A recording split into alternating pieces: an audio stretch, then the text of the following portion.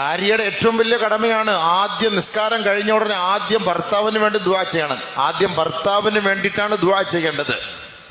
ഒരു പെണ്ണിനോട് നബിതങ്ങള് ആയിഷ റളിയല്ലാഹു തആല അൻഹയോട് ഉപദേശിച്ച ഉപദേശത്തിൽ പറഞ്ഞ വാക്കാണ്, ഒരു ഭാര്യയുടെ കടപ്പാട് എന്ന് പറഞ്ഞാൽ അവള് സല്ലത്ത് റബ്ബഹ, തന്റെ റബ്ബിന് വേണ്ടി അവൾ നമസ്കരിച്ചു. സുമ്മ തദ്ഉ ലിസൗജിഹാ സുമ്മ തദ്ഉ ലിനഫ്സിഹാ. അവൾ പിന്നെ ആദ്യം ചെയ്യേണ്ടത് അവളുടെ സ്വന്തം ഭർത്താവിന് വേണ്ടി ദുആ ചെയ്യണം, അവൾക്ക് വേണ്ടിയല്ല. സുമ്മ തദ്ഉ ലിനഫ്സിഹാ, ഭർത്താവിന് ദുആ ചെയ്തതിന് ശേഷമാണ് അവൾക്ക് വേണ്ടി ദുആ ചെയ്യേണ്ടത്. ഇനി ഏതെങ്കിലും ഒരു പെണ്ണ് സല്ലത്ത് റബ്ബഹ, അവൾ നമസ്കരിച്ചു, സുമ്മ തദ്ഉ ലിനഫ്സിഹാ, തനിക്ക് വേണ്ടി ദുആ ചെയ്തു, സുമ്മ തദ്ഉ ലിസൗജിഹാ, പിന്നീട് അവളുടെ ഭർത്താവിന് വേണ്ടി അവൾ ദുആ ചെയ്താൽ അവളുടെ നമസ്കാരം അവളുടെ മുഖത്തേക്ക് വലിച്ചെറിയപ്പെടും അത്രേ. പെണ്ണുങ്ങൾക്ക് വല്ല അറിയാവോ ഇത് സംഭവം?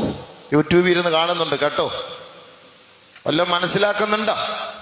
കാരണം ഈ ഭർത്താക്കന്മാര് പുറത്തു പോയി കിടന്ന് കഷ്ടപ്പെടുന്ന ഈ വെയിലും കൊണ്ടിട്ട് ഈ തീച്ചൂളയിൽ കിടന്ന് ത്യാഗം അനുഭവിക്കുന്നത് അവരും വല്ല അറിയുന്നുണ്ടോ? അവര് പൊരയ്ക്കാത്ത വീട്ടിനകത്തിരിക്കല്ലേ, അവരും തീയുടെ മുന്നിൽ, അടുപ്പിന്റെ മുന്നിൽ ഉസ്താദ് നിൽക്കുന്നത്. അവരും പറയും സംഭവം ശരി തന്നെയാണ്, എന്നാൽ ആ തീയായിട്ട് വ്യത്യാസമുണ്ട്. അപ്പൊ നബി സല്ലല്ലാഹു അലൈഹി വസല്ലം തങ്ങൾ ആയിഷ ബീവിയോട് കൊടുത്ത ഉപദേശമാണ്.